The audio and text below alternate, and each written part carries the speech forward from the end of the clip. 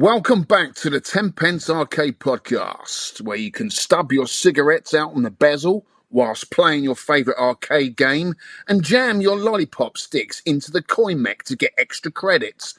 Welcome back, Arcadians. I'm Alex Crowley, and here's my co-host... Shaun Holly! Hey, You're how right, you doing, mate? bro? How you doing? I'm good. I'm good, really good. Well, that's it then. Busy? Thanks for listening, kids. We'll get back.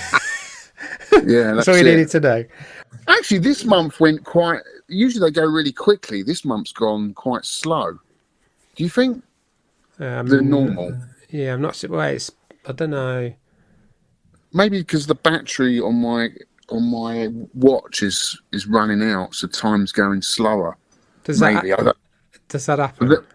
Well, it does, but then you'd notice you'd be late, wouldn't you? Yeah. So yeah, that can't be the reason. I don't know. Maybe it's just. Have you been late? I'm always late, mate. Yeah, always late. Especially in the morning. If I haven't had a cup of coffee, oh my God, I can't function without coffee in the morning. I'm like that. Yeah. Anyway, what you been up to, son? Right, I have completed this. It's finished. A 48 hours fasting session. No food, no, just water, black coffee, and that was it for 48 hours. Do you know why? I was just going to ask you why. I don't know. No, it was to induce a state of autophagy, which is Greek for self-eat. What fasting does, it puts you into a state of autophagy, try saying that, which is recycling your damaged cell parts because you're getting no food in. It thinks, all right, I'll eat and recycle all this stuff. So your body is cleansing. It's cleansing. It's eating yourself. Yeah. It does all other sorts of stuff as well. It improves insulin sensitivity, stabilizes blood sugar, reduces the type 2 diabetes risk, strengthens immunity in age-related diseases like Alzheimer's. I think that's if you do it a lot. This was just for 48 hours. Yeah, that's. Well, how often are you thinking of doing that then? You have to do that on a regular basis, or? I could do 24 hours, I think, quite easy, but 48, it was like a roller coaster, mate. It was. I think I was editing this podcast or doing something in the morning, and it was like a brain fog. I just couldn't think of anything. I was just like completely gone. And then you not get dizzy or anything like that? Do you not feel faint? No, yeah, a bit tired, but later on, I have loads of energy. I drank loads of water, and you go through them phases of having loads of energy. Yeah, and then just like being weak. Yeah, but mostly like hunger, and it got to a point like on the second day, like I wasn't hungry anymore, which is bizarre. I just wasn't hungry. Yeah. Did you lose any weight this program? I think I lost about 3 pounds, but I wasn't really doing it for that. No, I was doing it to see if I could do it, and then to like clean myself out. And I think that's not bad. 3 pounds in what did you say? 48 hours or 24 hours? 48 hours. 48 hours. Wow. So could you do that for 7 days? 24 hours, 7 days a week. You can do it. People have done it. So that's no food for a week. Yeah, just water. Oh, and I had salt as well for the electrolytes. I had just a little bit of salt. Right. And afterwards, you've got to refeed. It's called refeeding, where you eat really gently. McDonald's. Go to McDonald's. So I had 2 slices of toast and 2 hard-boiled eggs. It said, "Do not eat fibre. There's loads of fibre in this wholemeal bread. It's a bad stomachache." Well, wife, I've got bad stomachache. You know why? You've got to ease it back in. Have a broth and all that sort of stuff. Yogurt. I didn't do that. Didn't. You went out and had a great big fat dog roll, didn't you? With brown sauce. But I'm glad I did it because I proved myself I could do it, and it was just getting that next black coffee. I only had a few coffees because they boost you up and they give you a little bit of energy and and just loads of water, bit of salt. And there you go, mate. I've done Wow. it. I've done it. I don't know why, but I've done it. Would you do it again? I would, I think, but not You didn't 48 do this hours. while you were at work, did you? You No, did it over the weekend? no, I did it over the weekend. So Yeah. I started at work. I had my last meal at 3 p.m. at work, and Yeah. then 3 p.m. Sunday. So it's Friday, Saturday, Sunday. So 3 p.m. Sunday, I finished. Yeah. So that was it, really. I didn't. And did you just sit around, or did you just go about life as normal, walking, whatever you do? I don't know if you do any exercise. Was you doing your Kramer car or whatever it's called? Because it's weekend, it's no crav. But yeah, I was all right. Yeah, like I said, I like a couple of brain fog moments and real. Yeah, that's off. That's normal though for you, isn't it? Yeah, this is it, really. And then this clarity had come through, and then the energy, it's strange, and on no food. But yeah, Yeah. I think my taste buds have changed. I think I'd collapse, mate. I don't know. Yeah. I get faint and tired in the day, and sometimes I have to have a nap. And it can just be like for 5 minutes, and it just sorts me out. So I don't know whether that's to do with blood sugars or whatever. I don't know. I should probably take more care or look into it, really. Yeah, I Because think this sorts out all your blood sugar and everything, because yeah, you're getting no fat, you're getting no sugar, you're getting no carbs. All you're getting is water and black coffee and salt. And yeah. I was like, How did you eat the salt? Packet crisps. I had a packet of Doritos. No, I just had some Himalayan sea salt because there's no additives in it, right? A tiny little bit in a tiny little cup and then just downed it. It's horrible. Oh, okay. But Dissolved it. yeah, just dissolved it and then drank it in a little tiny cup. It's horrible, mate. I only had that twice. But yes, so that was it. That's Wow. my autophagy story. I might cut half of that out because it's boring as arse, isn't it? No. It's interesting. People love to know all of that crap.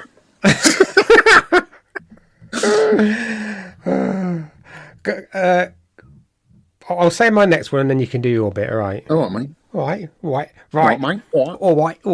Pinfest.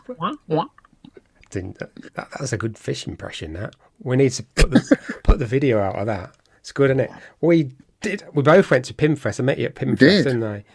What were the notable games for you at Pinfest? Oh, well, this was my first event. I'd never been to a Pinfest before. I mean, obviously, I've seen pinball machines at play expos and revivals and all that kind of thing, but to have a dedicated pinball event was a new thing for me. I enjoyed it. I still don't think that they are the best places to figure out which pinball you enjoy the most and get really deep into the game, because you can't hear a lot of the sound effects, which is a huge part of the game for a lot of these modern ones anyway. Yeah. Where they're prompting you through either visuals on the screen or sound prompts, and so you can never really get into the game. It's you like to think that these events are kind of like a showroom for what some people would like to buy and have in their collection, but it's not a great place to really experience a pinball. Saying that, I did enjoy Black Knight. Was it Swords of Rage? Yeah. That was really cool, and I think I enjoyed that because you walked straight up, so you knew what you had to do. And this knight in the middle was kind of taunting you, and he had a shield, and he was blocking the balls as you were trying to get them up the playing field. That was excellent. I really enjoyed that. And I liked the theme as well. For me, it's all about the theme. Because I think with a lot of pinballs, it's not reinventing the wheel, is it, with a lot of these games? They've got the same play field, a lot of them. All right, some modern games, you've got a digital readout that's prompting you to do different things, but the layout hasn't changed much in 40 years, has it? Let's face it.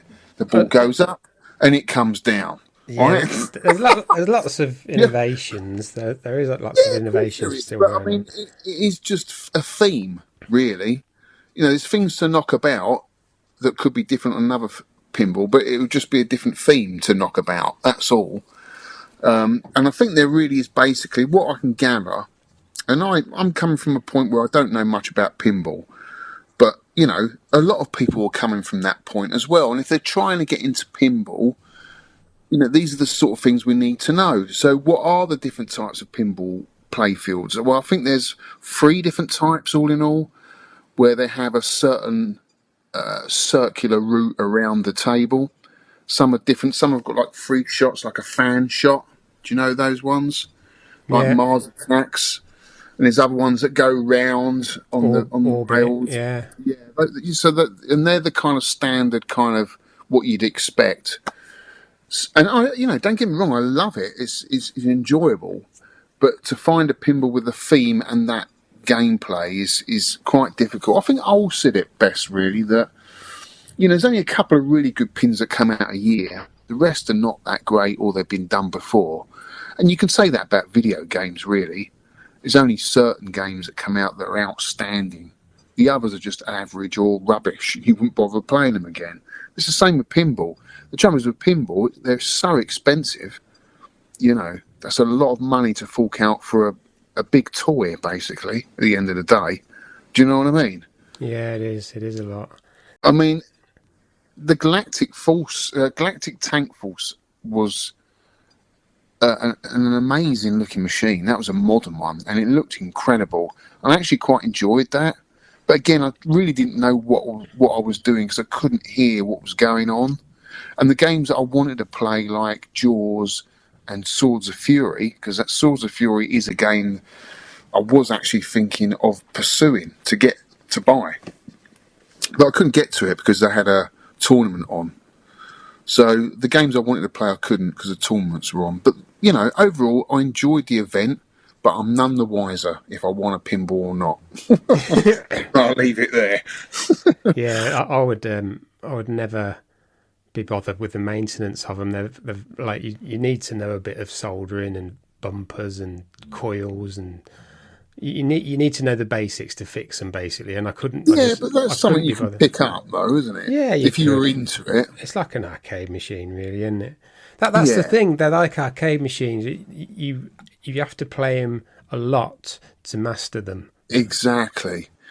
And then when you do master them, you either realise this is a classic and it's got a lot more to it. Say, for example, like Robotron Defender, which I've kept, the games keep giving, and you can just keep getting bigger and bigger scores and just get in a zone, and they're just amazing games. Where something like, I don't know, let's say, for example, Astro Blaster or Gorf, you got so much nostalgia for them from back in the day, but you probably didn't play them that much back in the day, but you have such fond memories because maybe it was a holiday that you had great memories of playing that game for the first time. But you probably only you might have played it a couple of times on a Saturday or Sunday, and that was it, because you only had so much money. But now you've got these machines in your own private arcade. Money is not an option. It's time for us. When can we play it and how long can we play it for? And I think, with a pinball, you need a pinball that's going to keep giving and has got lots to it to own it forever, if you know what I mean. But from what I see, a lot of pinball collectors change hands with their games very often. Like they get it and they get bored of it very quickly. Do you know what I mean? Some of them, like, you speak to and listen to podcasts, like, I've finished that. What do you mean finished it? Well, I've done all the modes. I've unlocked the wizard modes. I've like completed all the modes, like progress through the game. Some of them on the Stern things, they've got a thing called Stern Insider where you can save your progress or save your scores and that. A little QR code you can scan on the pinball. So you can complete a pinball, kind of. You can. Completing it is doing everything on it. Yeah. Unlocking everything or finish that. What do you mean? You can't finish a pinball. You can. It's like an arcade game. You can finish it. Yeah, but I mean, exactly. So then, are you going to go back to it? Are you going to keep going back to it? I guess if you love the theme that much, you will do. And it also depends on what sort of player you are. I mean, I like to think I'm a good player, an average player. And, I will put some time into a game, but I'm not one of these players who just completely focuses on one thing forever and just masters it, because I think it kind of kills the game a little bit, you know, when you play it to that kind of level. Do you know what I mean? Yeah. Kind of kill it. You know, like John Studley. I mean, I'm saying that he's gone back to that game so many times, hasn't he? Pac-Man, yeah. Crap game. It's But not, you know what I mean. You know what I mean. Yeah, I do. Yeah, it's in the Pinfest. You've got to queue up for games. You've got to queue up. So I queued up for Dune. You know, the brand new Dune. Yes. And you get, because you're not familiar with it, you get like a minute on it. Yeah. And that's it. And then you Not enough. Not enough. then you're to the back of the queue. So there is that. But you do Yeah. get to play the brand new games, and you get to play like ones I really liked.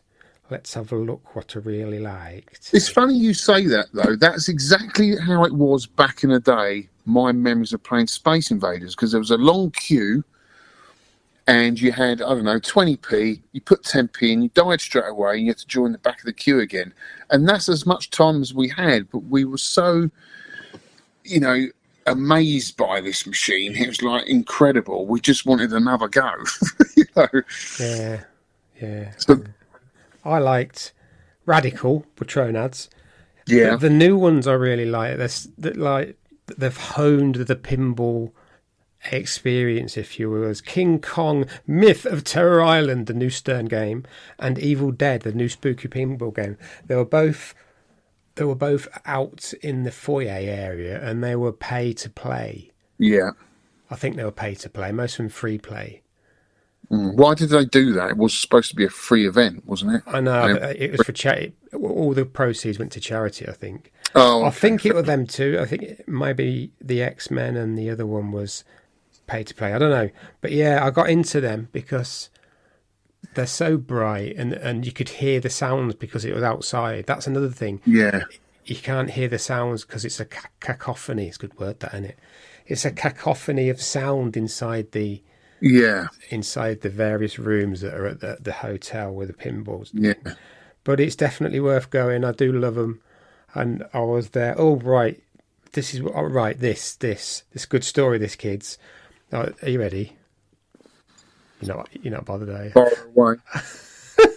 Far away. Far away. That'll be good. It is good. It is good. I was stopping at one of my best mates, Mark and Lisa. They have an Airbnb that they let me borrow every year. So I got there. I've got two dogs. Honey, a lovely little Labrador thing, a golden retriever, and Frankie, their mad Dachshund. So it runs up to you, and then you cuddle it, and it just runs off. But this time, the dog Frankie just attacked me. Honestly, attacked me. Jump up, barking, snapping, and I thought, "What's going on? What's going on?" So I did my Krav Maga. I said, "Back away, back away, dog, or you're going to get some." And did it? No, and it bit me on the leg. Oh, Jesus. And it went through my jeans, and like I've got two like vampire bites on my leg. Not bad. No, but it's not nice though, is it? When you get bitten by a dog. I got bitten when I was about 14. I've still got the scar there. By the shop owner I used to do my paper round from. He had a big like lassie dog, big collie, and I always used to sit in the back. And then one day I was walking down the high street, Twickenham High Street, and I see him walking along with his dog, and I just thought I knew the dog, but I didn't really. And I went up to it, and the thing just attacked me in the street. I was on the ground, and he had its teeth into my arm, shaking me like a rag doll. Scared the life out of me. So ever since then, I like dogs, but I am very wary of them, and I always give them. And I think everyone should do that. Instead of you go up to it, try and cuddle it, and do karate on it. What was you thinking, man? I was trying to sort of calm it down, but what I found out is Frankie, girl, has had 4 pups. She's had 4 pups, and since then she's gone mental. So I think she's protecting these pups. Two of them have gone to their owners, so there's still 2 pups, and I think that's what it is. She sees a stranger in the house or in the garden. We're in the garden at the time at a barbecue bit, and she just attacks. And it's not me. She's like that with a lot of strangers. That would make sense. That's a natural reaction to most animals. I remember being in Bushy Park. It's a royal park. They've got deer in there. And I took a dog in there, this is years ago. And the ferns are really high, like a metre high. You can't see the deer until they suddenly come out of the ferns. And it's just head down, antlers up, and they just charge you. And it's the most scariest thing, because they're huge, those things, those deer. And I literally just grabbed Jessie, who was a King Charles Cavalier dog, tiny little dog, but cute. Grabbed it, and the dog just went flying as I pulled it on the leads. I grabbed it and just hid behind a tree for about half an hour. I was so scared. But yeah, it's a natural reaction. She must have been protecting her young ones in the ferns, because that's what they do, isn't it? It is. But is it all healed now, Shaun? Yeah. Yeah. There's still... You didn't have to have a tetanus or anything? No, I don't think so. It went a bit green for a few days. Is that normal? You haven't got fangs, have you, growing? Just one at the side. Yeah. Oh, That's a bit worrying. I do like running around naked in the full moon. But I always do that. It was the blood moon the other night. You probably did, didn't you? But I always do that, so there's nothing new there. Right. Oh, do you want to talk about your Sega Zombie party? I've got this in here. Oh, yeah, my good friend Scott, Sega Zombie. I don't know if most people follow YouTube. I've been following Scott for years. There's a certain camaraderie amongst fellow YouTubers. We've been mates for years. I did a game room tour of his place years ago. He had a party. It was his 49th birthday. Loads of people went. About 15 people went. Mainly other YouTubers. Cine Steve, Cine Steve, he was there. And a few others. Pete on a retro tip. And it was a fun day of just laughs and playing games, good food. Pete cooked some amazing food. It was a vegetarian, I didn't realise, but it was absolutely amazing, incredible vegetarian dish. Played some new Mega Drive games that I've never played, because Scott's got a complete Mega Drive collection, and he's got all the homebrew stuff as well. So he bought, is it ZPF? That is an awesome shooter. It's a new game that's been developed for the Mega Drive. It's like a tower plan horizontal shooter. Beautiful, absolutely amazing game. Damon's Claw, another one, which is being released on the Neo Geo. You can get that an MVS cart and an AS cart and a Mega Drive. That was a really good game. Played some he's got a Neo Geo cabinet, very similar to mine. Well, exactly the same as mine. It's a Lord's Vale. But he's got a multi-cart in it, and we were playing Viewpoint, and we were trying to get past the crab on level 2. Neither of us have done it yet. That is so hard, that crab. You literally have to go in there with all bombs and a shield to defeat him, and we were so close, but we never actually did it. Such a tough game, but we still enjoyed playing it. We also I played for the first time anyway, Neo Geo Drift Out.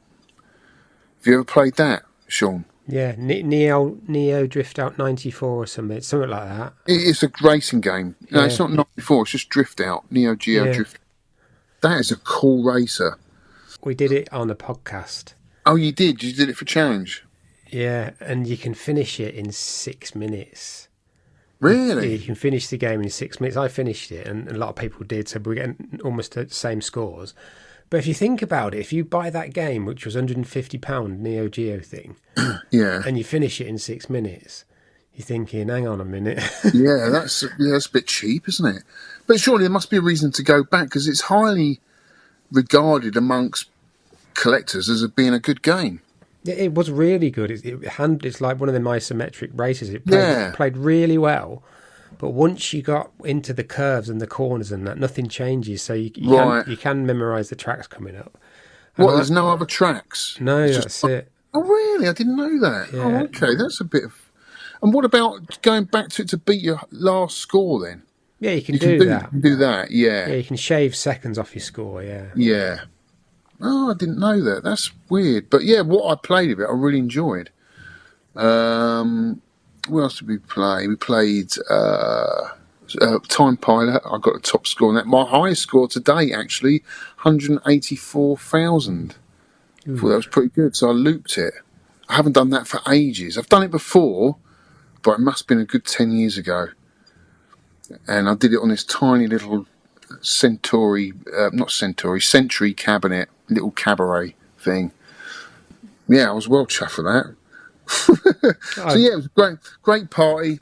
I slept over in the van. I got my bedding out. Yeah. And just kept slept in the back of the van. I wasn't going to go and get a Premier in or anything like that. So yeah, it was good weekend. And that's about it, really, mate. That's pretty much all I've been up to, except for doing YouTube videos, as always. You know me. Yeah, seen a couple of them. I think I've seen them. What was your latest one? Well, I did the Neo Geo one, and I did one with Tony. Me and Tony Riccardi did a video. Have you seen that one? You're playing Viewpoint, weren't you, on that one? We were playing... No, Free Count Bout. We played the Speed Rumbler. Have you done the Speed Rumbler? We haven't done it. No. Oh, we got to maybe do that one then. That's a good one. Capcom. Never heard of it, have you? Yeah, it's like a horizontal driving game, isn't it? Yeah. Why haven't you done that? Sorry, no, vertical. It's vertical driving game. Such a good game. Can you get out of the car? Yeah. Yeah, that's the one, isn't it? Yeah. It's a video game nasty. Exactly. Before Grand Theft Auto, the original Grand Theft Auto. And we played... What was the other game we played? I think it was Tiger Road, wasn't it? Was it Tiger Road? Oh, that sounds like a good game. No, it wasn't Tiger Road. I can't remember what we played now. Oh my God, my mind's gone blank. But anyway, we had a great time. It's a great video. Check it out, guys, on the channel. But right, kids. I have created, by the power of my spreadsheet mind, a full list of every podcast we've ever done. Right, in the 10 Pence arcade archive history. God, that's a mouthful.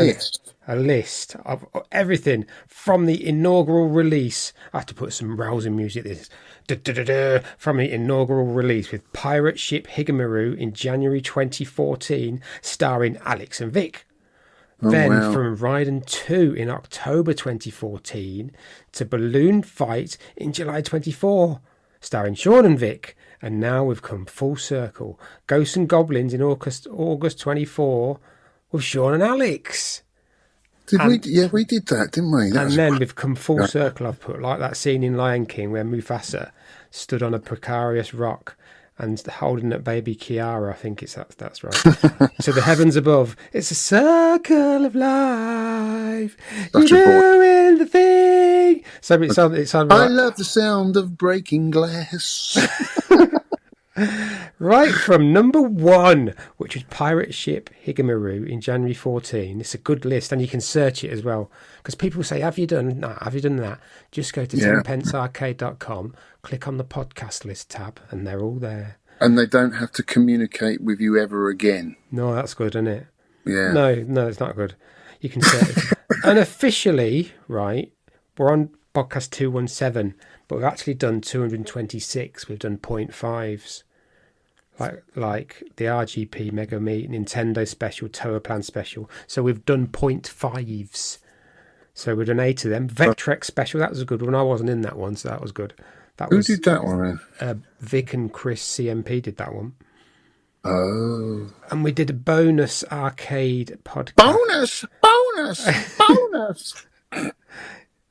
Hey, of the arcade top 50, that was a lot of research. That I've got people from all different podcasts to do little audio bits. It took like ages to get it all together, the top 50. That is, and you can download these PDFs podcasts to see the original images as well. Isn't that amazing, sir? All the original images still exist. They're my ones, which I must say are fantastic. Unrivaled in their world of art. Yes, and then you've got the ones that come after our ones, which Retro Russ has been doing, which are far... Retro Russ is a god. Art god. Which are far better than mine. You can just tell. He rules the artwork world. He does. He's our number 3 Our guru. He's our arcade art guru. He's number 3 podcast helper, along with Deadlock, who does the PDFs. So we've got, it's 4 now in a 10 pence, in the 10 pence chart. There's 4 people, 4, count them, 4. Wow. Oh, shut up now. I think that's it, kids. That's what we've been doing. Well, that's very, very good of you, mate, to We've been do all playing that. pinball, been bitten by a dog, I've starved myself. and now we're going to game room picks.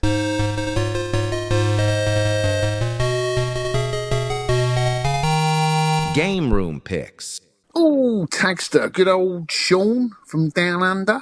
Is that right? Yeah. He's from Down Under, isn't he? Yeah. Look at his games room. He says, here's some pictures of my games room stroke cinema. Wow. It's always evolving, and we have arcade meets a couple of times a year. Current arcades are Outrun, Afterburner, Racing Hero, Arkanoid, and 100-game Lowboy. What is that? A low boy.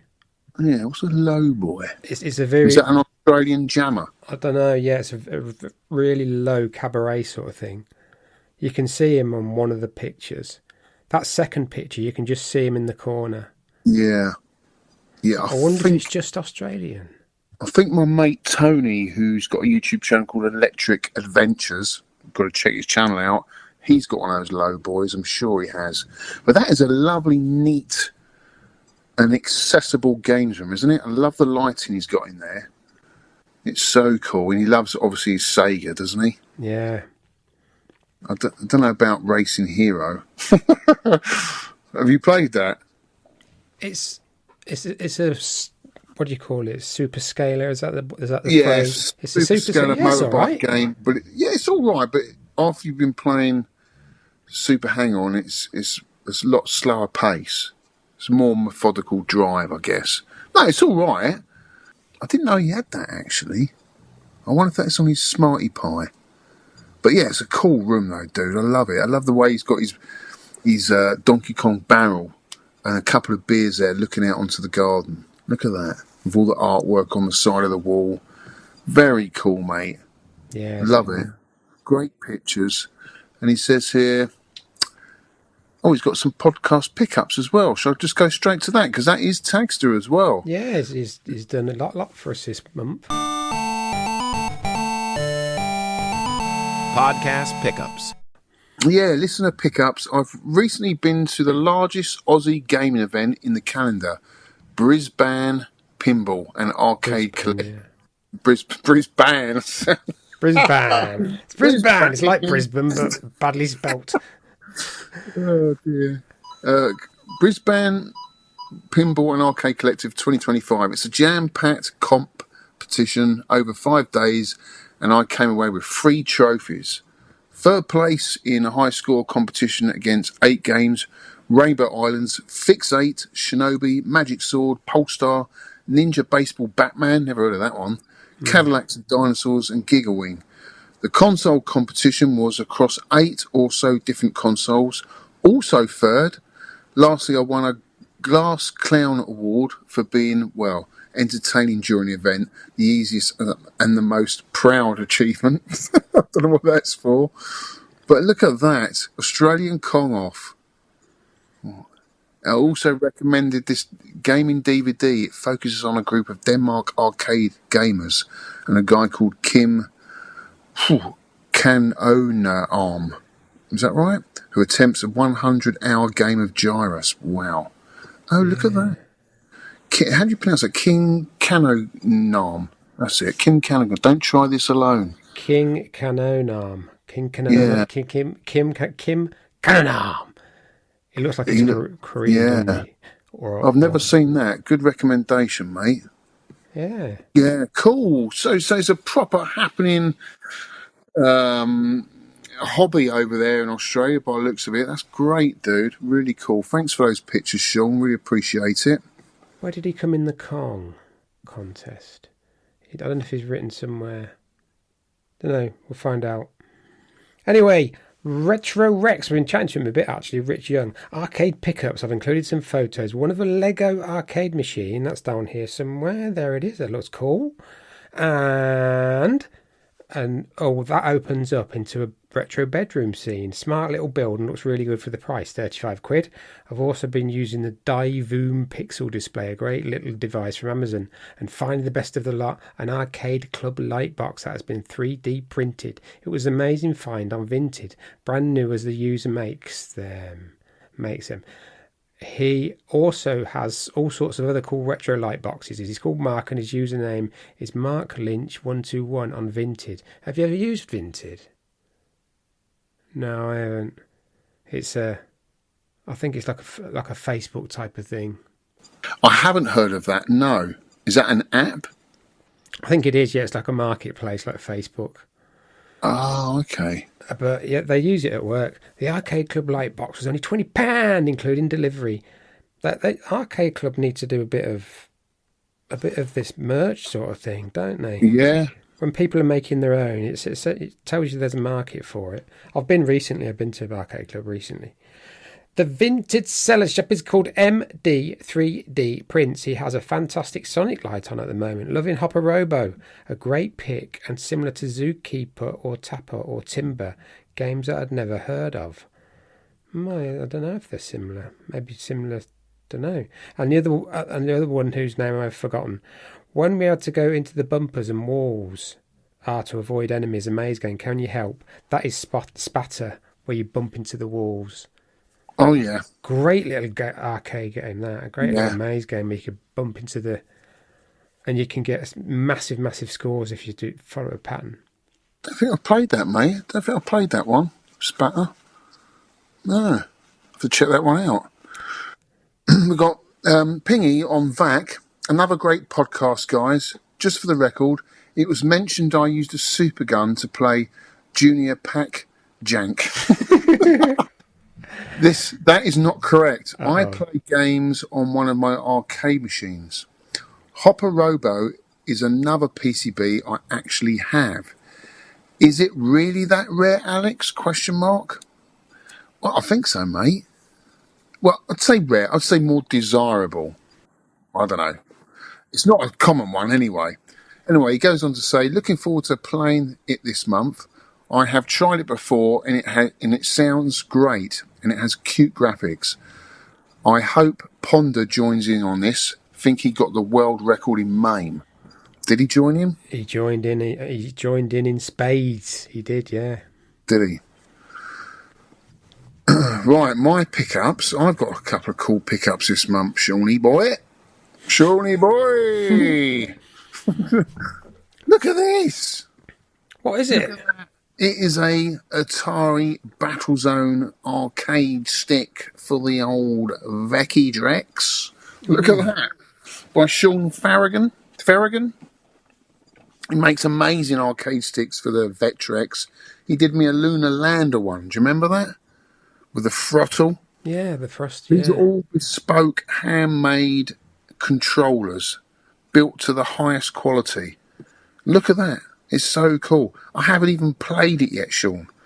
And the reason why is because I want to do a video on it and I want to play it for the first time on a video, but it's just sat there looking at me. Come and play me. It looks so cool. Look at it. It's amazing. Good. It's got the buttons. It feels solid. I'll have to come back to you in the next podcast and tell you what I think. But Shaun, I'm on it, mate. I've just been so busy. I will do a video on it. But yeah, really, really cool.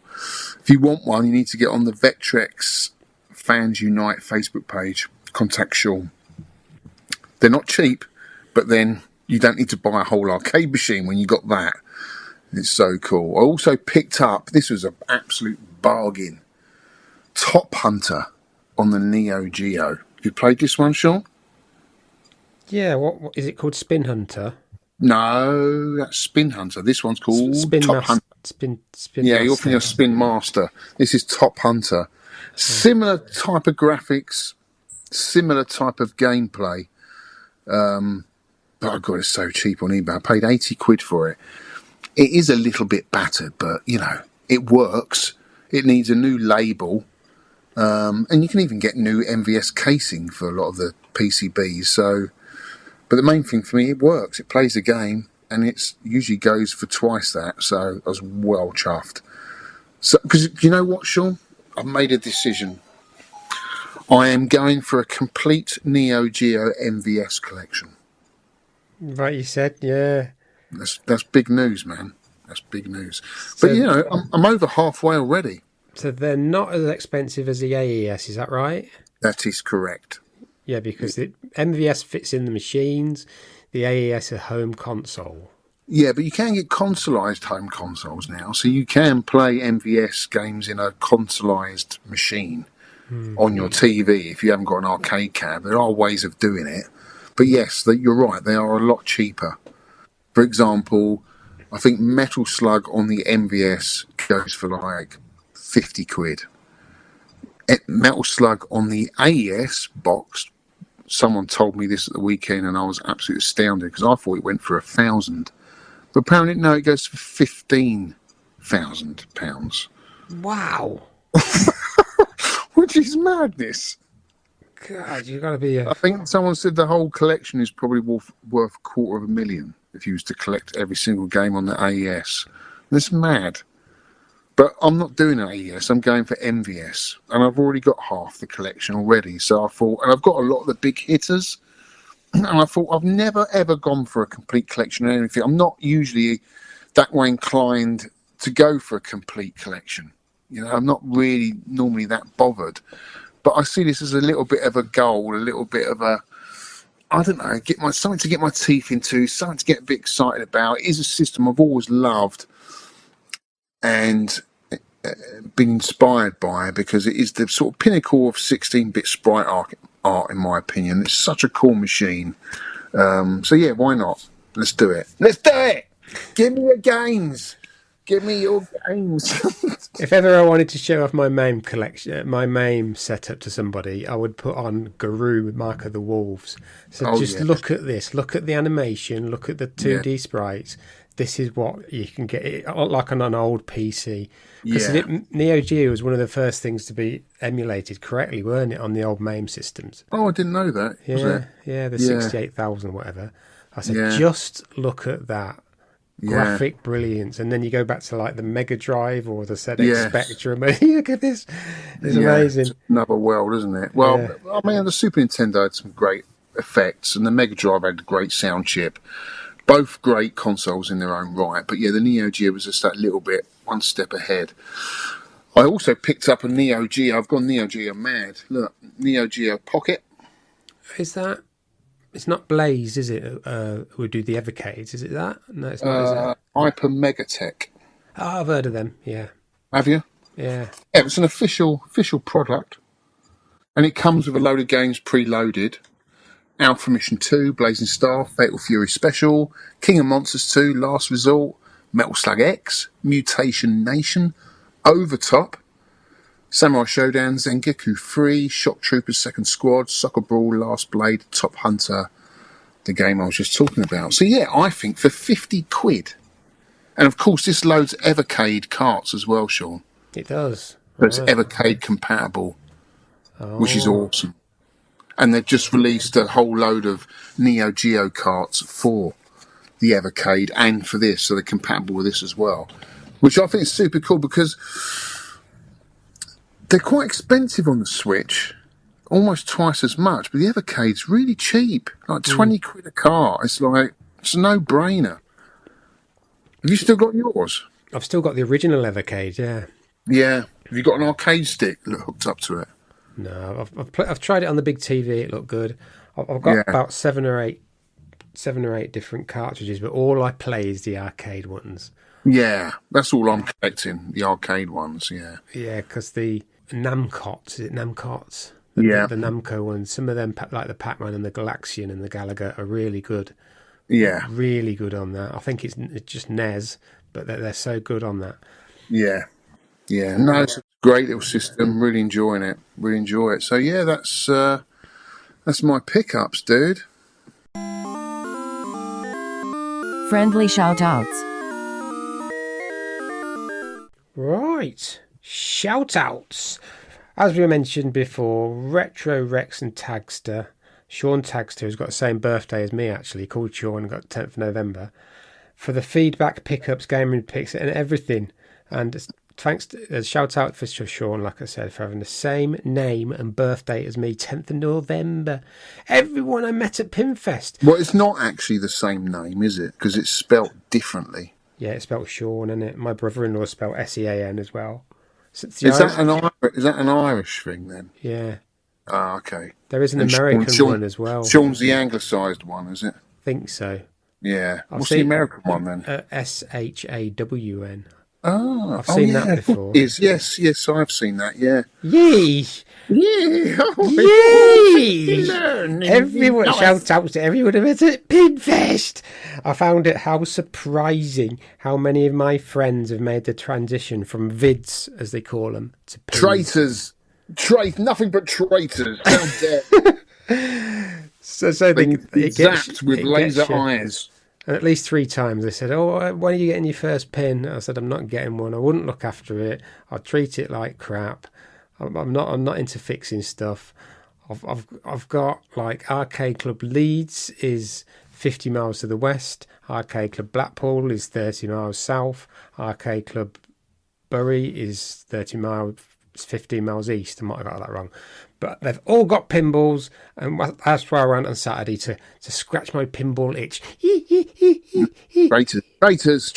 They all deserve to be zapped with my beaming red eyes. I'll play my Pinball FX and my Zachariah pinball and one from Trone. That's called the Pinball. I'll just play them until I can't. I just get fed up of the virtual ones, and then I go and play the physical ones. But to own one, I honestly, I just wouldn't look after it. I know what I'm like. I'd just leave it to rot and just play it and play it. And it's broke. That flipper doesn't work. Oh, don't matter. Just use your finger. Just use your finger inside the glass. I've heard stories about how you used to treat your BMX bike back in the day, throwing it down outside the shop when you went into the arcade. No care for it whatsoever. You'd do exactly the same with an old pinball machine, mate, wouldn't you? Just throw it about. You don't care, do you? No. And they are so expensive. Yeah. They are like even an old classic. I think Fishtails, like an old classic from 1993. That goes for $2.5. Get one of the Tommy ones, little Tommy ones, the little ones you had in the 80s. You get one of them. Yeah, I had a pinball table like that, like a little one like that. Played it a lot. Oh, what else now? What else, mate? I'm going to shout out. I'm going to shout out to the thriving arcade community that doesn't turn to the dark side. That subscribe to my YouTube channel and comment on all my videos. Thank you so much, guys. I do really appreciate it. And all those UKVACers, those vid guys, that are coming to the UKVAC meet at the Time Walk Arcade on November the 15th. We must keep plugging that, guys, because that is going to be an awesome event. You must book that hotel. You must get your tickets now. We'll put a link in the podcast. You must come along. It's going to be an awesome event. Isn't it, Shaun? Yeah, we'll try and get Stuart on to the next show. So that'll be the October one. Yes. And that'd be about right good timing for that. So if he'll come on and talk about it. And I interviewed him back on one of my podcasts, Shaun's Arcade podcasts, YouTubes. And he was just then opening up the second floor with all the sofas. But it looks a lot better now from what I've seen. He was just opening it up. Listener feedback. Feedback. I've made a new feedback tune. Feedback. Oh, I think I might be copying. Go on, you do that and I'll do feedback. Okay. Feedback. Thin it back in the back of your head. And then you're dead.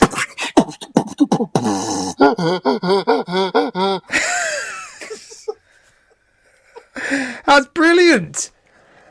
Feeding it back until you're dead. I've got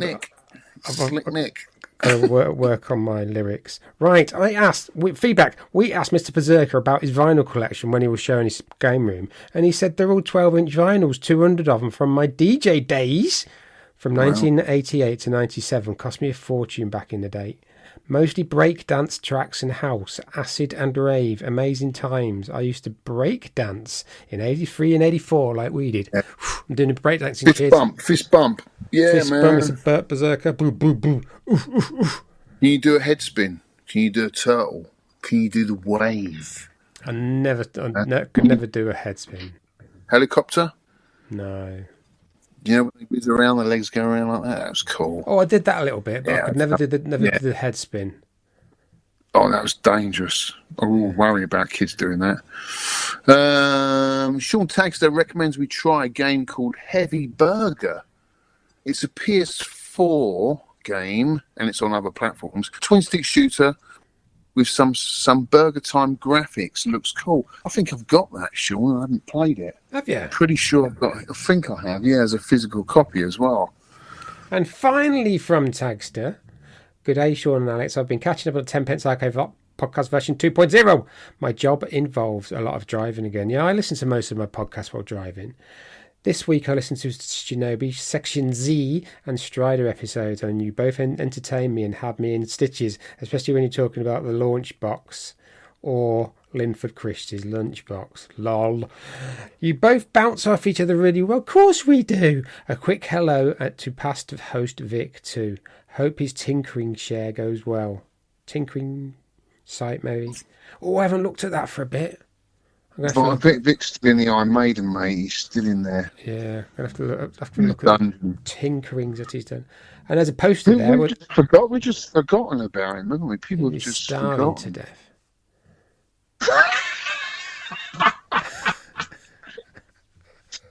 Your face. How you doing, Vic? Hope you're well, mate. All the best for Vic. Yeah.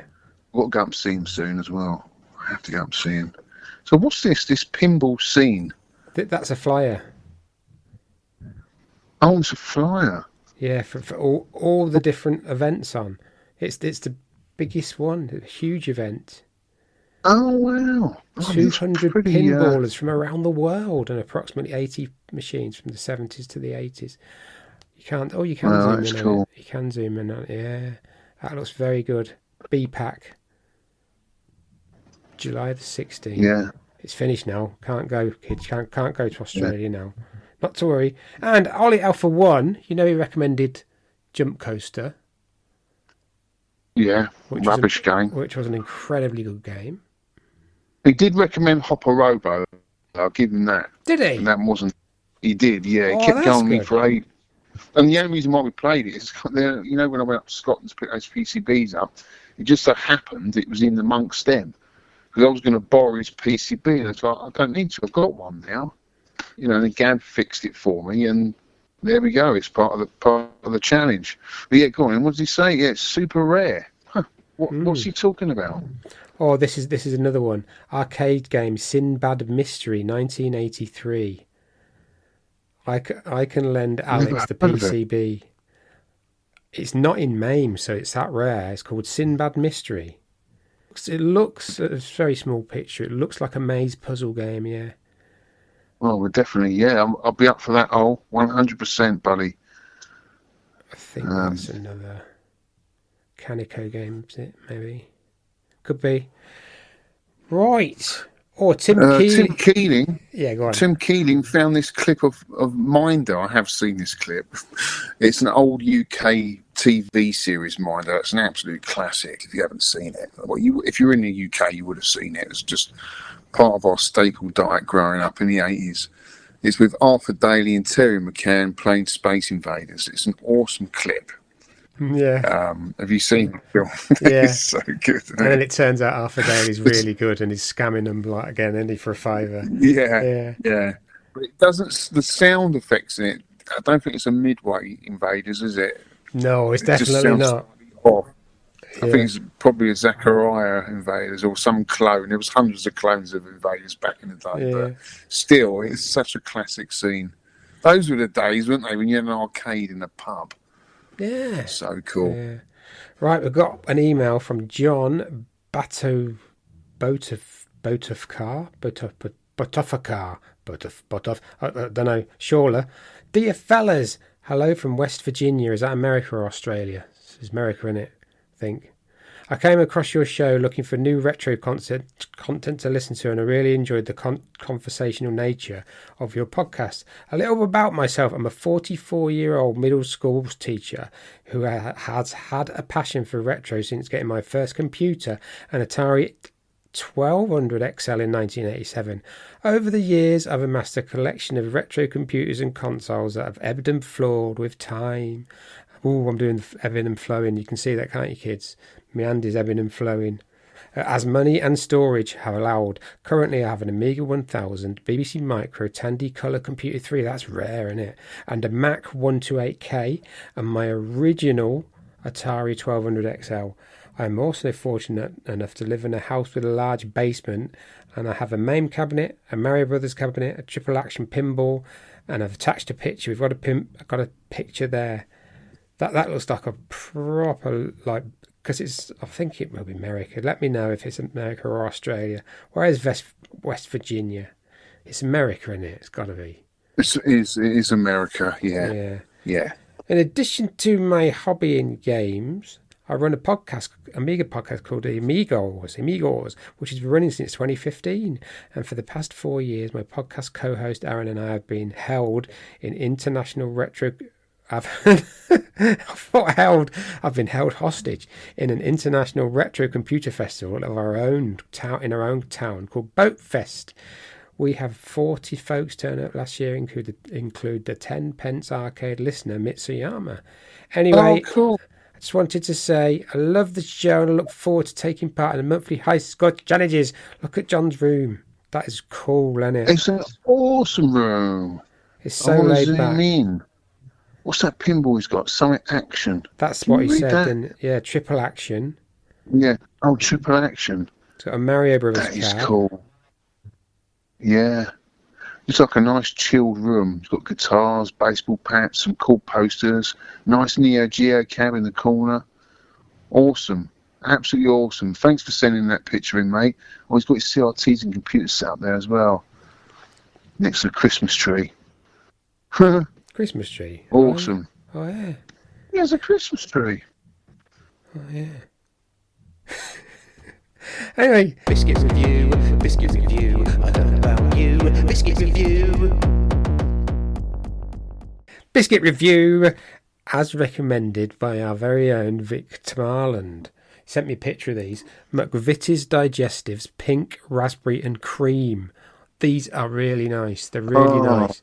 They're like a good solid 7 out of 10. But I think if they had like a hobnobby base, an OT base, to go with that pink raspberry topping, I think that will make them better. Because these are just digestives, but they are really good. They are really good. Oh, I've got to try pink biscuits. I've got to get some. Where'd you get these from? Shop. That's what I want to know.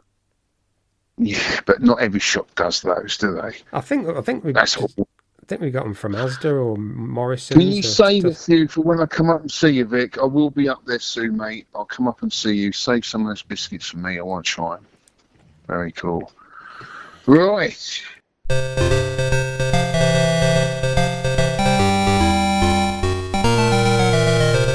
Musical memories. On to the year.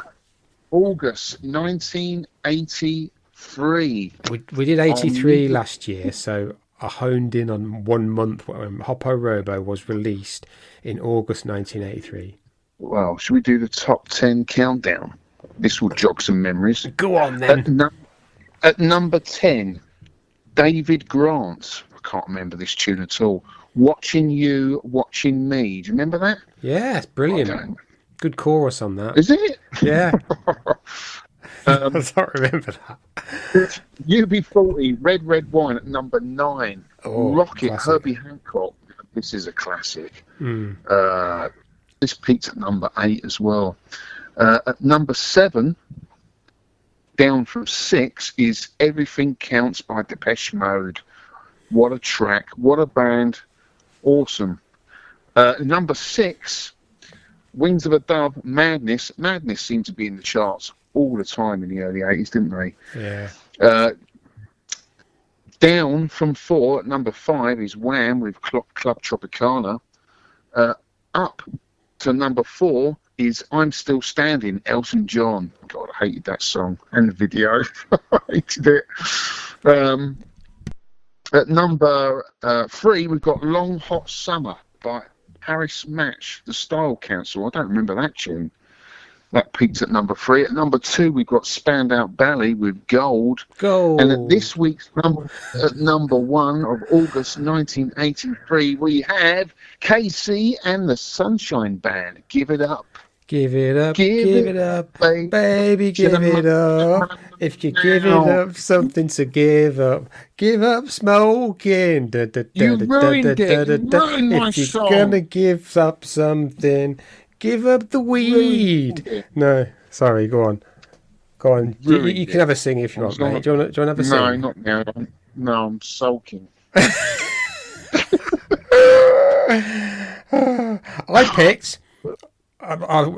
I've picked Herbie Hancock Rocket in a previous podcast. So I picked Tour de France, Kraftwerk, ding ding, Tour de France, and Everything Counts, Depeche Mode. And I was going back through the August 1983 songs, and there's some that I got a lot of nostalgia for, and I'm thinking, right, I was 13. It's got to be about girls, isn't it, when you're 13, and all this nostalgia. It's got to be about something like that. And Who's That Girl, Eurythmics, spark something. Who's that girl running around? No, you're thinking of Madonna. Yeah. Oh, yeah, I know the one. Yeah. Madonna did a song, Who's That Girl, I think, as well. Who's that girl running around with your best mate? No. Right, sorry, yeah. No. The only one, well, I love Depeche Mode, that's definitely in Kraftwerk. Yeah, I have fond memories for that. I remember quite fondly I.O.U. by Freeze. Remember that one? Oh, yeah. I.O.U. And Big Log by Robert Plant. Remember Big Log? I didn't, but I've played it. I played it on YouTube yesterday, and it's not about a toilet episode, is it? But I don't remember it. I don't remember it at all. Yeah, I do. It's not a great tune, but yeah, it just brings back memories of that year. Anyway, with all those musical memories, which is going to jog your memory, we're going on to featured game review, which came out the same year, same month, and it is Hopper Robo by Sega. Feature game review.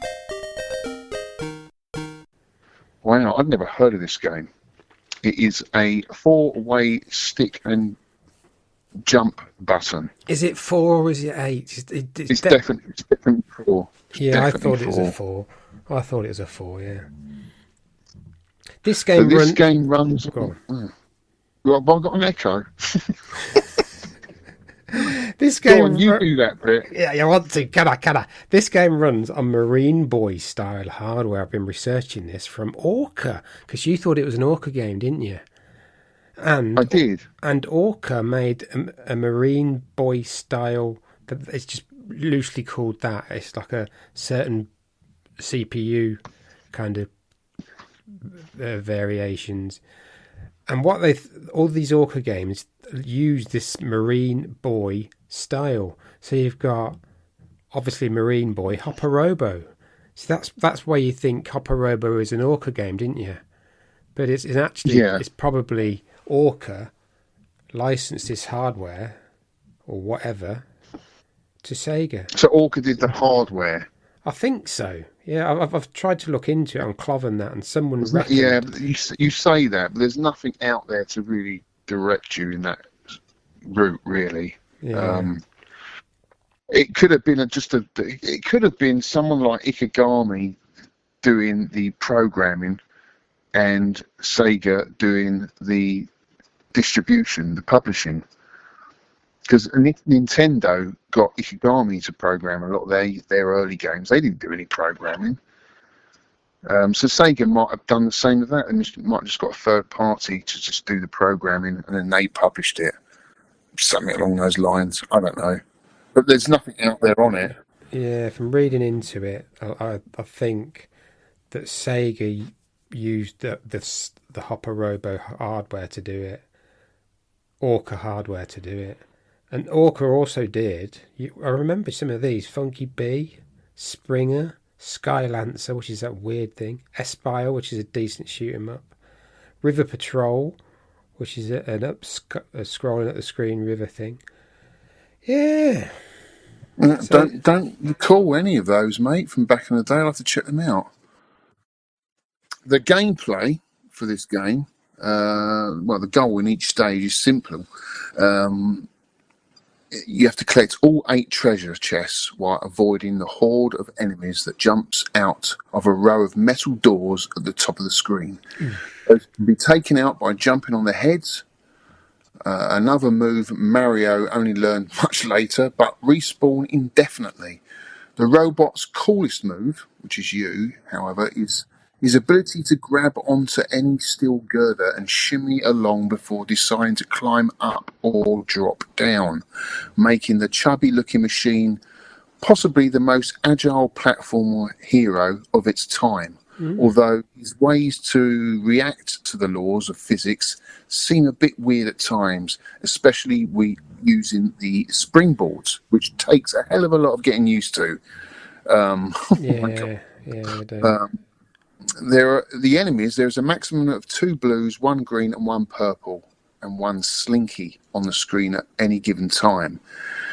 Collect the items in order for maximum points, a bit like Bomberjack and a bit like Donut Dodo. So this is a year before Bombjack, you know? Is it? Yeah. Jump on enemy's head at height to kill them. That's debatable. You jump at head height. You jump. But yeah, I've had a couple of really bad hit detections in the game where an enemy's been on a springboard and I've jumped onto him from a height and I died. Right, that happened to me a couple of times. That really annoyed me. There are 8 levels in total, and once completed, the game loots and just gets a hell of a lot harder. My hints and tips: keep moving, as the enemies will chase you down like a dirty dog you are. Dirty dog. And watch out for the spring that appears from the top of the screen. That spring drove me nuts. It appears without warning, and the enemies that come through the doors and ones that throw axes are also a pain in the butt. I would recommend going through the levels as quickly as possible. Once you've learnt the level, go through it as quickly as you can. Because it is a memory game, everything will be in exactly the same place every time you enter that level. So if you can do it quickly, it will be the same every time you go into it. But if you hang around, it gets more chaotic, and then it's down to skill, really, or luck, because you've lost your momentum, your journey, your path through the level, and everything's just chaotic, which kind of makes for a good game, because memory games can get a bit boring if everything's in the same. It mixes it up, but oh my god, is it frustrating! I've got no hair, Shaun. Oh god, I've got no hair left from playing this game. Is that a wig? It looks like It is a wig, yes. Don't tell anyone. I don't want to turn up at a retro event and everyone knows that I've got a wig, you know? You could have got a better wig than that, though, couldn't you? Oh, joking. Oh, my God, this game is just nuts. Oh, my God. I mean, I love the level design and everything. It's cool. And some of the levels I whizzed through really quickly, like the clock level. Did you suss that one? Yeah, I watched certain videos, but every time I did it, I just didn't do it right. And it's only in the last couple of days I've worked out how to jump on the springs correctly instead of just bouncing around like a nutter all the time. So only in the last few days I've worked that out. So my score's gone up a bit. Yeah. But yeah, It took a while. Just the way, the mechanics of the game, the way he moves, took me a while. But you know what? We judge these games, and we will get to the score and everything, but I've put loads of 10p's in this game. Loads of 10p's. I just kept wanting to go back and beat the game. I knew there was only 8 levels, and I just wanted to loop it. And slowly over time, I was whizzing through the levels. Because, like I say, every time you enter the level, once you know and you remembered how you done it, it's the same every time. Unless you muck up, if you dither around and you're being hesitant at certain places, it will muck that whole thing up, and it can really turn the screw on you. So you literally have to go in there, learn the level, and get off it as quickly as you can. And you can whiz through all the levels really quickly, but whether that makes for a good game or not is debatable. Yeah, see, I never managed to get through them really quickly. I was always messing stuff up, so I was relying on not on patterns, but just trying to, get the boxes in order as best I could. And then you die, and if I go back to 3 and 4 and 5 and get them in order, you still get a decent bonus. Yeah. But yeah, I don't know, I just kept dying, and it's only recently that I've learned how to get off it's so frustrating trying to get off the jumps, isn't it? Off the springs. Yeah. Sometimes you just can't get off. It won't let you get off. No. You've got to be back a little bit. You sort of almost got to be in the centre of the spring before you jump. Let it bounce. You get the height as well. Yeah. Yeah. But what did you like about this game then? Nice things like easy to enter high score table. That's not really part of the game, is it? No, but the high score table was on the title screen. Brilliant. How many games do you have to go through to find the high score table? Well, this is on the title screen, and you can see it. Yeah. Just for a few seconds, but I thought that's excellent. That, and I like the little graphics. I like the little sounds. I think it was of its time. I think it's clever. Yeah. I think it's using, you've got the rotational wheel in one thing where you can hold on to it and it like takes you around. Yeah, the little cogs. You got cogs you can go over. You've got tubes you can go through and come out the other side. I didn't use any of the tubes. I did in the beginning, but then soon realised you don't need to use them at all. No. It's much because you don't die when you fall from a height. You're better off just jumping off the top of the ledge, falling to the bottom because it's quicker. Yeah. It's quicker than going down a tube. So I never used the tubes in the end, which is a bit weird. But yeah, I like the game. I think that it has lovely sprite animations, challenging gameplay, and it's got a nice risk-reward mechanic with going for the treasure in order. Because you can get off the level without going in order, but to get the bigger bonuses, you need to do it in order. So that's a nice risk-reward element, which I always try to do on every level, do it in all in order. But yeah, but it is frustrating. It's a very frustrating game. The music's very irritating. I couldn't stand the music. It's all right. It irritated the hell out of me. The gameplay is frustrating. As I say, there are instances where the hit detection was pretty poor. And, there's no warning. Like in Donkey Kong, you get a warning if he's going to throw a barrel because he turns around, grabs a barrel and turns back again. Whereas in this, they just appear at the top of the screen.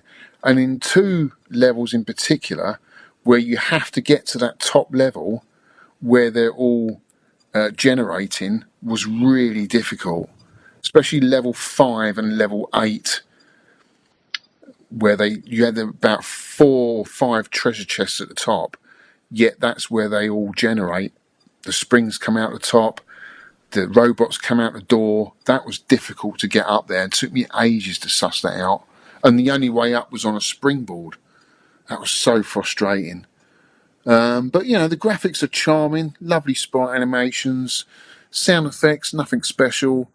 Music for me was very irritating and could benefit really from a change up in every level, but there wasn't. But I think if you can see the 2 blue guys and the green guy and the purple guy and the spring below you, you can go up to that top level and nothing's going to come out of them little doors. So I was trying to wait for that, but you got to be quick. But I did enjoy jumping just at head height, so you like you're kicking them in the head. And then you can, if you get 2, you get big points. And if you drop the boxes on things, I think you get more points. But there's lots of bonus points to be had in it. So you can end up with like a good score without sort of getting mega far in the game. But I was doing all right on it. But I did find the jumping frustrating. Yeah, I don't blame you.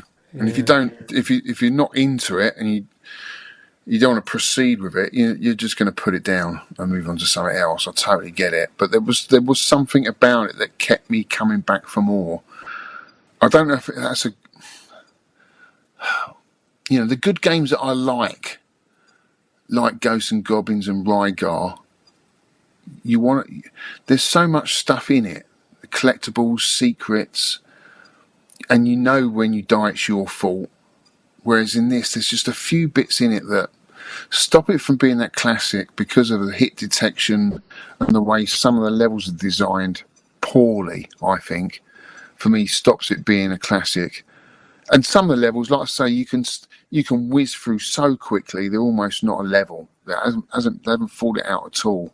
You can literally do them in 10 seconds, 2 of the levels. So for me, it's got problems, it's got faults, but there are parts of it that I absolutely love.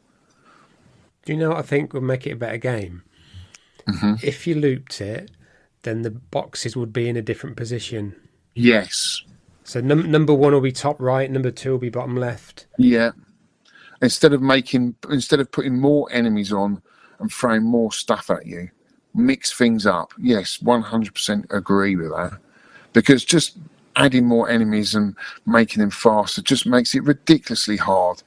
The difficulty level ramps up so quickly, it's almost like, nah, I'm not doing this. Because I put so much in it to get here, only to be kind of killed off really cheaply with some, just outrageous deaths. I thought, nah, I've done it.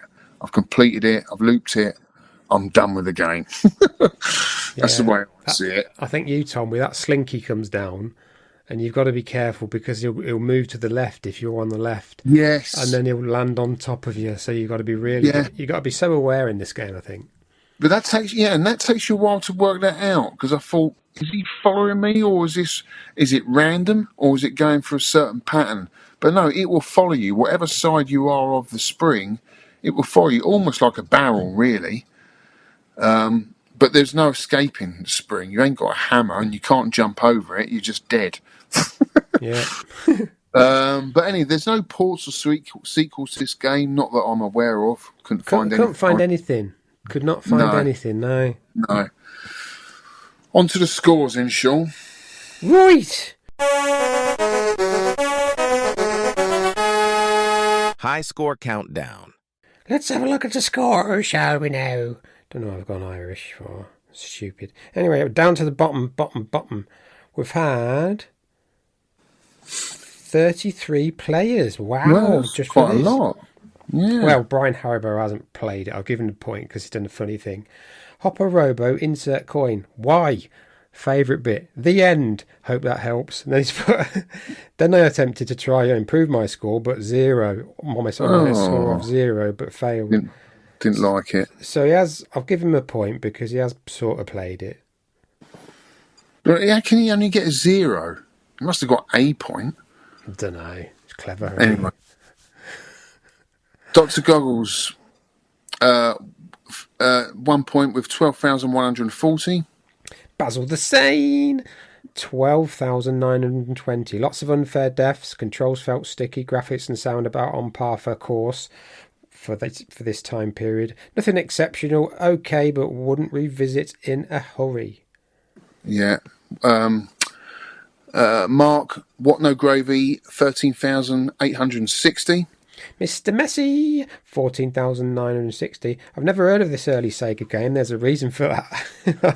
Come on, Sega. You forgot about the playability and fun. Life is too short for this. Total bourbon. So he is having a do at bourbon biscuits. In our house, we always have a box, or it's a little jar actually, of custard creams and a little box full of bourbon biscuits. They are always there. Nice. They're backups in case, like, the nice biscuits, like the one Vic's just chosen, are not available. Paul McCuskey, 1 point with 14,980. Zestora was 16,300.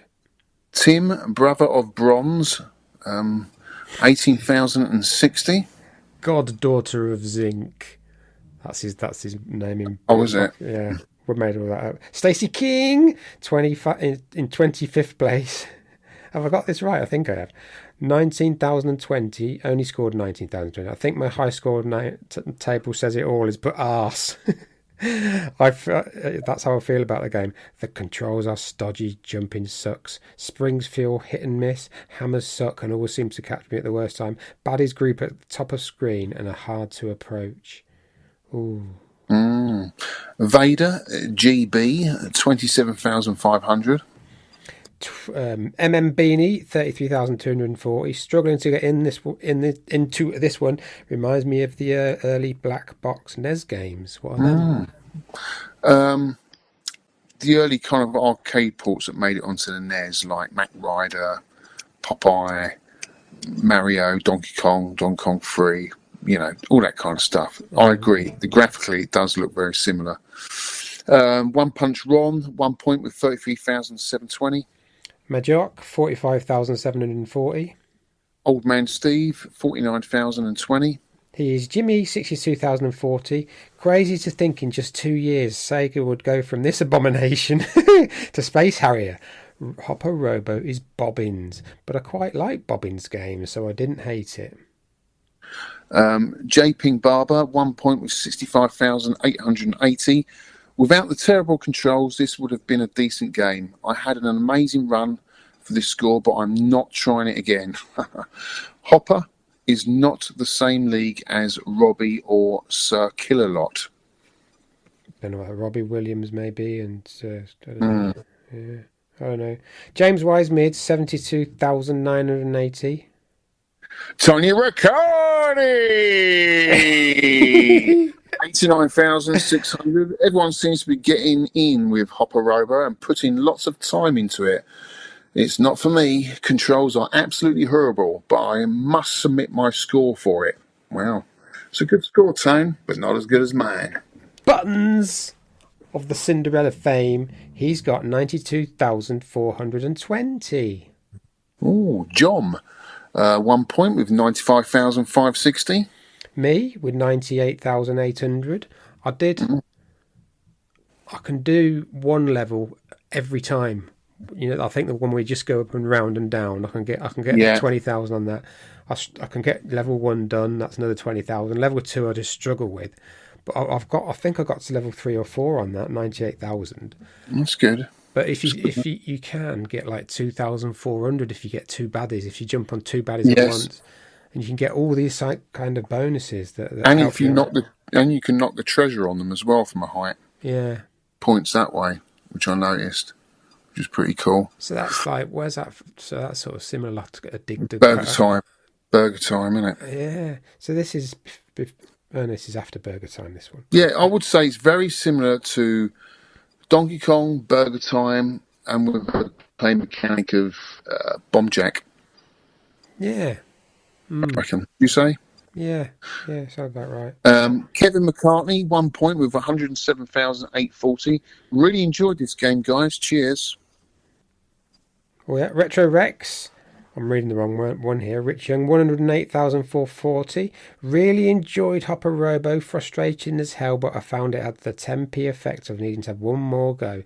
Clearly influenced by Donkey Kong, which means it made a lot of it had a bit of a simple nature. I did find controlling jumps was difficult. Yeah, it was, mate. I was playing with an 8-way stick. Oh no. So perhaps it was a 4-way. I think it was. It meant I got caught by enemies when I really should have got some spring jumps and were a bit more hit and miss than accurate. Getting through the second level sometimes felt lucky as I'd hit all the jumps perfectly. The 2 strategies to play it were great to learn. The order of the boxes, clearing a level in any order, allowed me to work out the jumps needed for each box. Then I could try and put all those jumps in the right order. I need a bit longer to work on this with the 8-way, but I'll keep going. I wonder why I can't switch to 4-way. Wonder what stick he's got. Don't know. In some joysticks, there is no gate. I had that. Yeah. I found that out the weekend when I tried to swap some sticks around my mate's arcade, and there was no gate. I set to 4-way, and that is it. So yeah, maybe try some new sticks. Benny Williams, our good friend Benny. You remember Benny Williams, Shaun? Yeah. What podcast he do now? Is it not the Retro Asylum? What's the other one, Shaun? The other Retro One podcast. No good asking you, is there? No. Benny Williams. Yeah, it was it. He was doing a podcast, weren't he? I think. What was it? It was a while ago. Podcast was because I did an episode with him on the Vectrex. Do you remember? Yeah. No, was it RGDS? I think it was RGDS. Ah, yes, it could be. Yeah, it could be. Yeah. Yes, Benny. He's a good friend of mine. He goes to all the events. Anyway, he got 155,160, and I just got myself a new laptop, Pandora's Arcade, and it's told me I have no excuse not to add my score. Good on you, Benny. So here's my highest score effort for Hopper Robo. Excellent listening on the podcast as always. Cheers, Benny. Thanks for taking part, mate. And it's not far off my score either. Yeah, Look, I'm who's in this number 9. Muppet? Who's this Muppet here? My God. 187,100. I thought that was going to be up in the top 5, but obviously, I don't know. I played it solidly for 3 weeks every night. Got better and better, and then I think at some point I just thought, that was it. I looped it. I got to stage 8, 9, 10, 11. Got to stage 11, and just got so mad. I thought, now I'm done with it. I've got the score in. I've looped it. I'm finished with it, and there's my score. That's a decent. All of these scores are very close together, you know. Age Skyway 73, 3 points. This game is a bit like driving an old banger. At first it seems horrendous to drive, and then you slowly get used to the dodgy clutch, spongy brakes, and the musty smell of the interior. Once you embrace the shonky controller and learn a few patterns, I'll admit it's okay-ish. Age Skyway 200,880. I don't know if I said that. I love that. Cell Bug, 4 points with 204,680. This game had the perfect amount of jankiness to keep me coming back for more. It was extremely annoying for the first few plays, but eventually grew on me. I don't know if I would have given it a chance back in the day, but thanks to the podcast, I found another fun new game to play. Great score, buddy. Right, Steve. Oh man, we have a new challenger.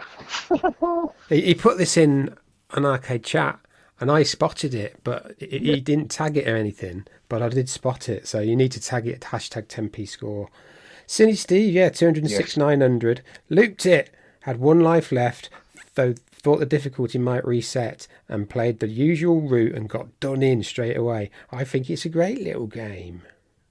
Yeah, Steve really likes it. At 5, Rygar, 6 points, 272,860. I've been enjoying Hopper Robo, but it feels like I've hit a brick wall. If I get to round 13 again, I won't be leaving either on the top shelf boxes to the end. I know what you mean, mate. Round 13, so that's 8. Yeah, you've got 2 more rounds than me. Yeah, like you say, Shaun, these 4 are quite similar, aren't they? Pingy, 7 points with 287,200. Mr. Berserker, 8 points with 295,740. I'm done with this. It's repetitive for sure. Good game, but time for some circus Charlie. In second place, Stephen Bell has done well here with 9 points, 295,940. Once I understood how the character controls differently when jumping from a platform and from a spring, the game started to grow on me, and I ended up really liking it. It was a great choice and one I'll be returning to. Well done. Well, that's the guy from America, isn't it? His mate he met. Yeah. But this week, at number 1, top of the charts, is Ponder with 10 points, and he scores 358,780. He says, I'm submitting this score for the Hopper Robo challenge. Do not go by the score on the arcade SIDEKICK, as this was mistaken entry, and I'm still trying to get it corrected.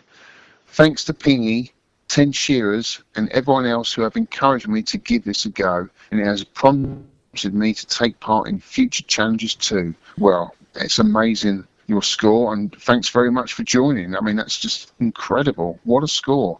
He was the world record holder on it up until June or July. Was it? Yeah, that was world record, 358. Until who beat him? I think Ivan Storm, a guy called Ivan Storm, beat him on this is Twin Galaxies.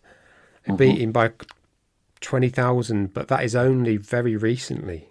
Well, didn't 10 Shears get a 300 odd thousand as well? I noticed.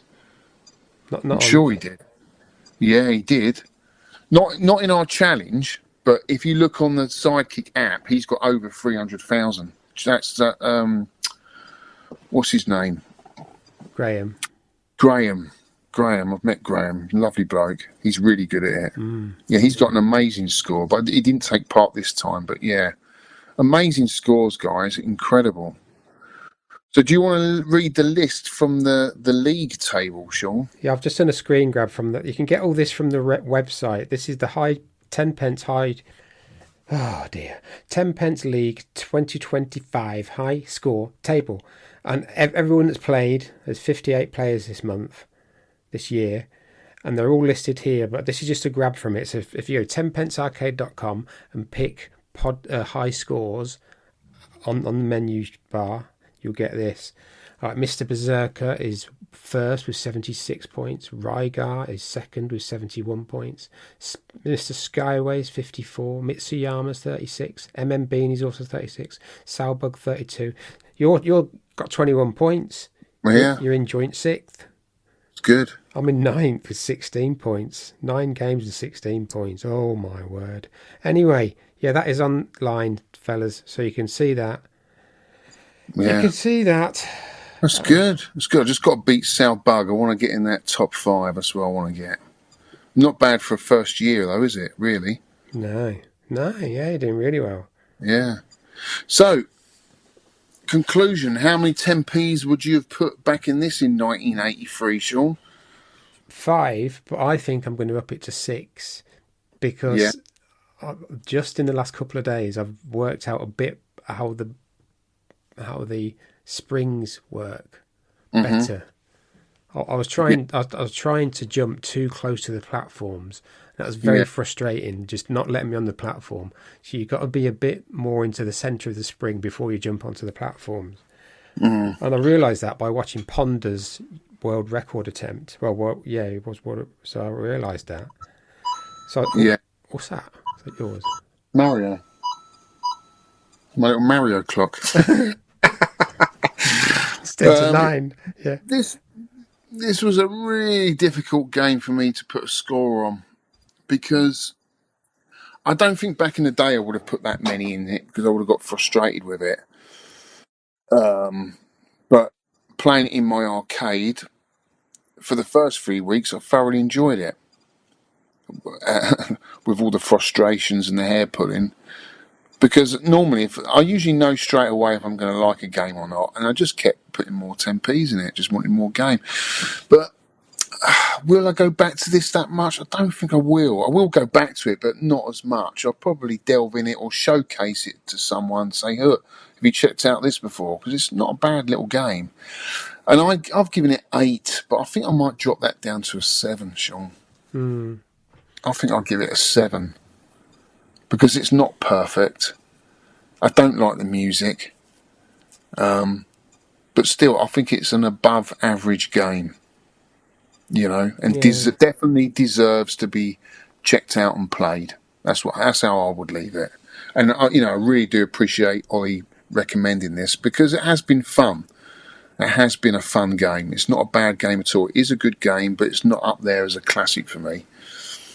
Yeah, there's lots of little things in it. Like you can, I enjoy like jumping. You've got to jump and hit them in the head, not on top. Yeah.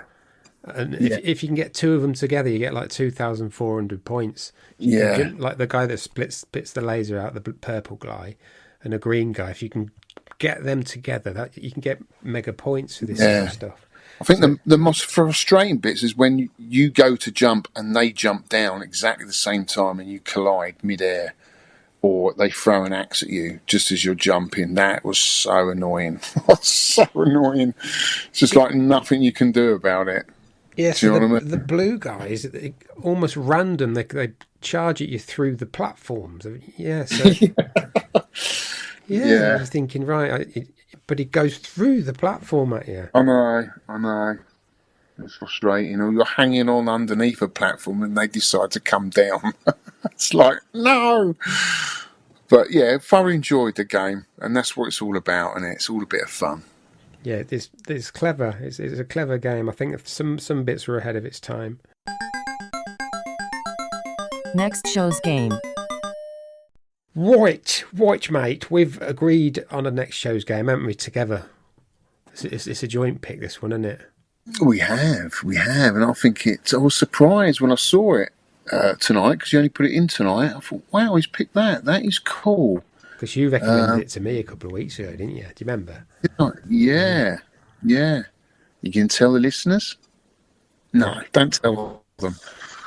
Oh, that you need to tell them. What we're playing, yeah.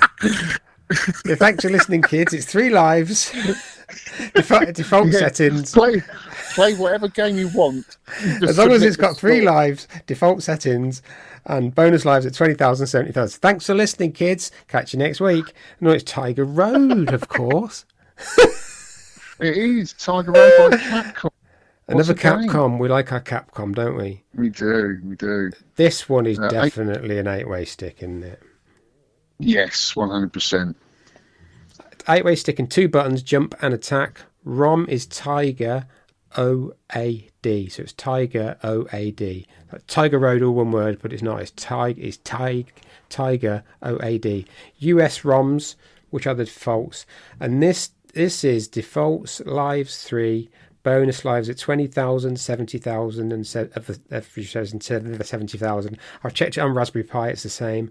Difficulty, normal, kids, not hard, not easy, not oh my god mode, normal. Like us two, we're normal, aren't we, mate?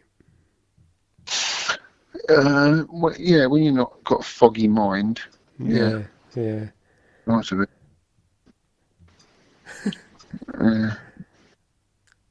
You're breaking up a bit. Say again. Well, I wasn't breaking up. I was silent. All right, go on. Right, okay. Submit your score. We're getting into October now. Saturday, the 4th of October, 5 p.m. UK time. Submit your score on Twitter, X, hashtag 10pscore, 10pscore. Sidekick app, make sure you're in the 10 pence club section. Email, biscuits@10pencearcade.com. Get quite a few through there. Facebook post, you can add comments in there. We don't get any on there. UKVAC on the podcast feed. And also, if you're into arcade games, get on the UKVAC forum. It's a really friendly place. Yep. Loads of help, loads of advice, and just like a really conversational, lovely place. No submissions from consoles or computer compilations. It may be different. And the exception to this rule is the EVERCADE system, because they, to my knowledge, always use legit arcade ROMs. No continues allowed, obviously, or unless you're like me and you keep continuing through it until you know what you do and then you play it normally. Right, that's it, kids. Thank you for... Arcade Archive on Switch does have the arcade ROMs. Oh, brilliant. So you can play it there if you wish it. So, yes, that's it, isn't it? It looks like a good one. It's got vertical sections and horizontal flying sections. No, hang on. Yes, it does. It does, yeah. Vertical flying sections, sorry. Yeah. It looks good. I've never played it. I've played it a little bit at Arcade Club last Saturday. And I got to the first level boss. Yeah. And I beat him. It's tough. I beat him, but I only fluked it and I carried on a bit. But I think to beat the bosses, it is a pattern, I think, to beat the bosses. But there we go. thank you so much for listening, and we hope that Alex gets a new wig. Yeah, I'll have a new wig. I'll have an orange wig next time I come on. Change it up. Yeah, because your hair's falling off. Your hair's just falling back a bit there, mate. Yeah, no, I think I enjoyed Tiger Road. I always enjoy a Capcom game, but I've got a feeling that it's going to ramp up fairly quickly. But still, we'll see how we get on. It's been a great podcast, mate. Guys, I shall say it again, get your tickets for the UKVAC meet. We need you there. It's going to be awesome. And also check out Shaun's YouTube channel. Have you done any videos recently, Shaun? I've done YouTube. I've done YouTube Shorts. Okay. Which was a couple of months ago. Go and check them out. Which is Arcade Club Bury each floor, one short for each floor. Yeah, I've done that. Oh, nice. Yeah, that's what I'm doing at the minute. And any pictures that I take, I put them on Instagram. So I'm on Instagram as a Shaun Holly, I think. Yeah. Yeah, so... Well, that's cool. Yeah. Check that out. Check out my latest video with me and Tony Riccardi. We actually do talk about Tiger Road. In fact, Tony Riccardi's done a fantastic video on the gameplay of Tiger Road, so that might help with your gameplay. Check that out. But that is it for this week, or this month's podcast. Thanks so much for listening, guys. And I'll see you on the next one. Cheers, Shaun. Thank you for listening, guys. Enjoyed it.